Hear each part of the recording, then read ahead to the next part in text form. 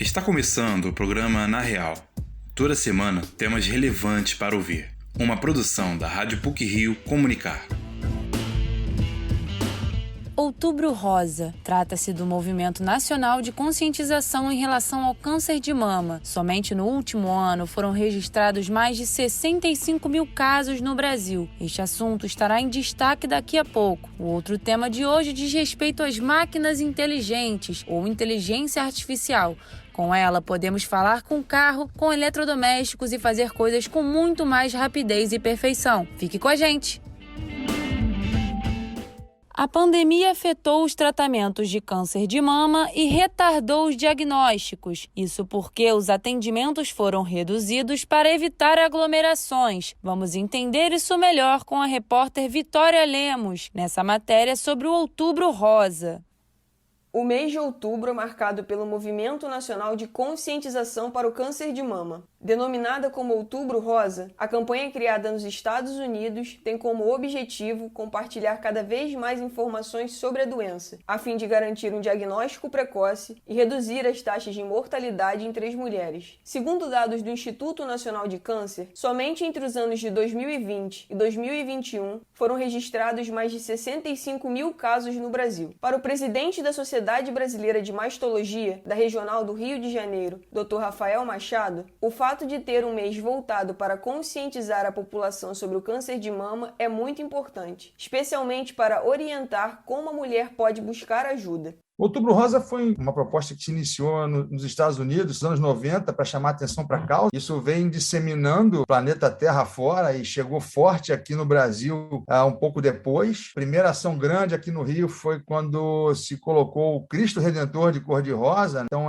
eu acho muito pouco de ação, mas eu acho que, ao mesmo tempo, é interessante você selecionar um mês do ano para chamar a atenção da causa, e o Outubro Rosa nasce com essa ideia de divulgar na mídia, de chamar a atenção para o câncer de mama, elucidar, esclarecer, incluir isso no pensamento das mulheres, né? Na verdade, não deixar único, então, somente na cabeça do médico correr atrás, mas a paciente tem que saber, tem que ter informações acerca do câncer de mama. Rafael Machado afirma que a pandemia afetou diretamente o tratamento de câncer de mama no país, pelo fato de os atendimentos terem sido reduzidos para evitar aglomerações. Apenas em 2020, houve uma queda de mais de 46% na realização das mamografias. Apesar de considerar compreensível essa desaceleração em todo o processo, Rafael afirma que a queda no número de serviços disponibilizados pelo SUS ocasiona um progresso nos tumores. Consequentemente, as mulheres precisam esperar um tempo maior para receberem o diagnóstico e terem o tratamento adequado. E essa demora impacta não só a paciente, mas também o Sistema Único de Saúde, já sobrecarregado.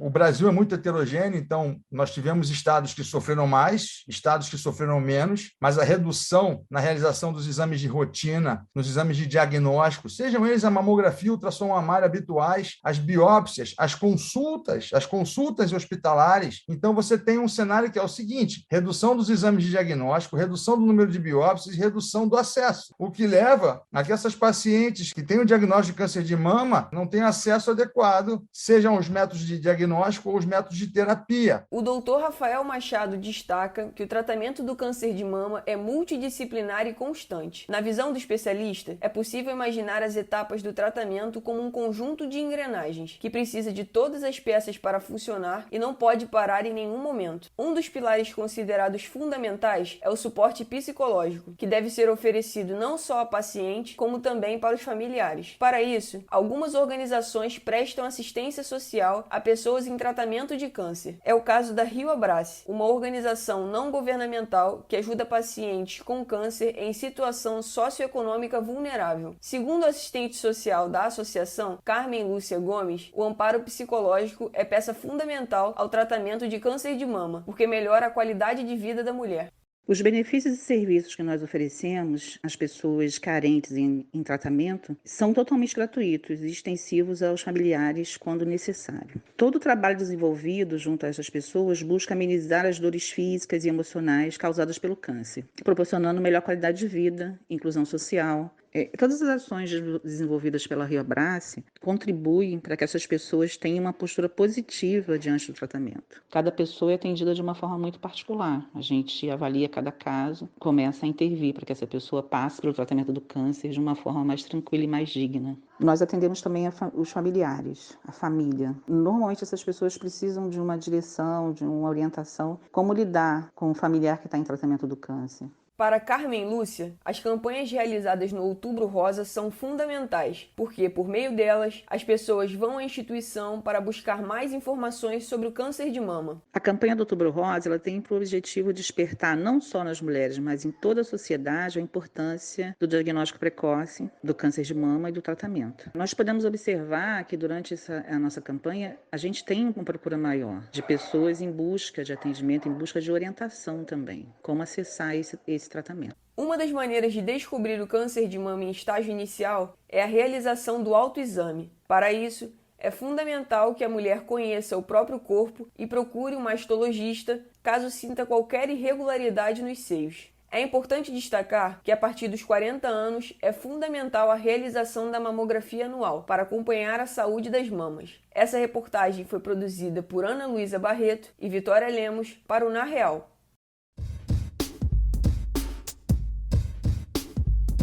A revolução industrial já é uma realidade. É a chamada Indústria 4.0. Trata-se da capacidade das máquinas de operarem sozinhas ou acompanhadas de um técnico. Essa inteligência artificial é o tema da reportagem de Gabriel Miranda. Quem cresceu assistindo filmes como Matrix, Eu, Robô e O Homem Bicentenário certamente acreditava que os temas destas obras jamais seriam realidade. As máquinas inteligentes ou inteligência artificial não só são uma realidade, mas uma revolução por todo o mundo. Este é o nosso tema de hoje, a chegada da Indústria 4.0. Também chamada de Quarta Revolução Industrial, a Indústria 4.0 é o nome dado à modernização do modo como são produzidos os bens de consumo. Inteligência artificial, internet das coisas, machine learning e big data são algumas das novidades tecnológicas cujas empresas passaram a usar recentemente. Em suma, se tratam de automação, ou seja, a capacidade das máquinas de trabalharem sozinhas, ou acompanhadas de um técnico apenas. Se compararmos com as dezenas ou centenas de operários que trabalhavam nas fábricas nas últimas décadas, a diferença se torna clara. Sérgio Leal Braga, professor da PUC-Rio e diretor do Instituto Tecnológico da PUC, explica como funcionam algumas das tecnologias inteligentes. É o tal do machine learning, onde as máquinas aprendem. Então você ensina 1, 2, 3, 4 vezes, ela vai se adaptando a você. Então, a indústria 4.0 veio para revolucionar. Então, agora você pode falar com seu carro, você pode falar com seus eletrodomésticos, você pode fazer fabricações muito mais rápidas, muito mais inteligentes, com muito mais eletrônica embarcada. Então, tem muita coisa boa na indústria 4.0. Sérgio Leal Braga também explica como funciona o condicionamento de um software, ou seja, de um programa que comande as máquinas. Não, o robô não tem inteligência, né? O robô faz o que a gente manda. Então ele pode ser muito melhor que você para detectar problemas, para detectar falhas, para analisar imagem. Isso ele pode ser muito melhor que você.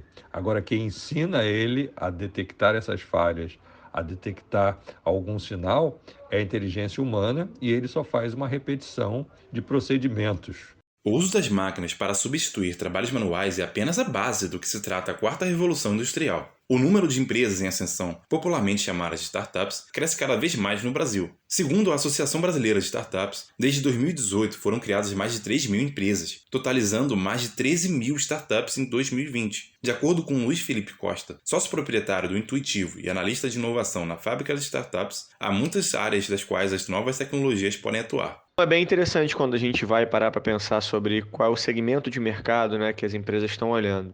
Hoje, segundo as pesquisas mais recentes, a gente tem cerca de 40% das startups brasileiras olhando para o mercado B2B, ou seja, tem como público-alvo atender a dores, otimizar processos de outras empresas, corporações, e a outra parte olhando ali para o B2C, né, que é focando em pensar produtos e serviços para o consumo em massa. Se por um lado a indústria 4.0 tem todas essas inovações, por outro temos uma consequência negativa dela, chamada de automação industrial. Cada vez mais humanos perdem suas áreas pois são substituídos por robôs. Luiz Felipe Costa acredita que a próxima área a sofrer com a automação nos próximos anos já está bem definida. Então, uma área que com certeza vai sofrer muita automatização, já é uma tendência, é o setor de construção civil, né? Então, assim, quando a gente olha para a impressão 3D, né, a gente já tem em diversos países asiáticos e alguns outros países também já mais desenvolvidos, pessoal realizando construção de grandes edifícios, né, de grandes obras, utilizando de impressão 3D, de obras de encaixe. E aí, todo esse pessoal que era supervisor de obra, o próprio pedreiro, né, que trabalhava nessas grandes construções, deve haver uma redução. A quarta revolução industrial é a primeira a ser estudada durante o seu processo. Isso significa que nem mesmo ela está concluída. Portanto, ainda surgirão novas mudanças na tecnologia. Carros voadores? Teletransporte? Quem sabe? Muitas inovações ainda irão chegar. Gabriel Miranda para o Na Real.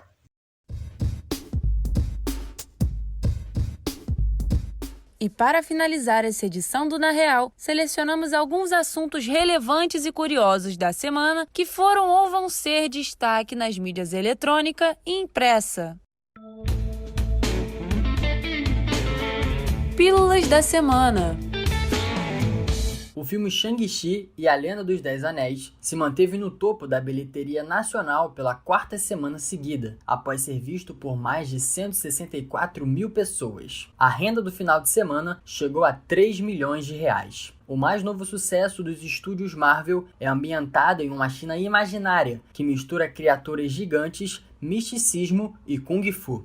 Após 24 anos de muita expectativa, o Museu de Cinema da Academia de Artes e Ciências Cinematográficas finalmente abriu as suas portas na última quinta-feira. Situada em Los Angeles, a construção tem 7 andares de galeria e deixa nas mãos do visitante a experiência de mergulhar nos encantos da sétima arte. O museu abriga peças quase sagradas, como o trenó de Cidadão Kane e outros objetos que marcaram a história do cinema, como o R2-D2 de Star Wars e os sapatinhos vermelhos da personagem Dorothy, do clássico O Mágico de Oz. O espaço também conta com 2 salas de cinema e com uma exposição temporária que homenageia a obra do cineasta, animador e roteirista japonês Hayao Miyazaki. A série sul-coreana Round 6 estreou na plataforma de streaming e em menos de 2 dias já está no topo das mais vistas na Netflix, seguida pela série Sex Education. Com 9 episódios de cerca de 1 hora cada, a minissérie é estrelada por Lee Jung-ji e gira em torno de um jogo misterioso. Desesperadas por dinheiro,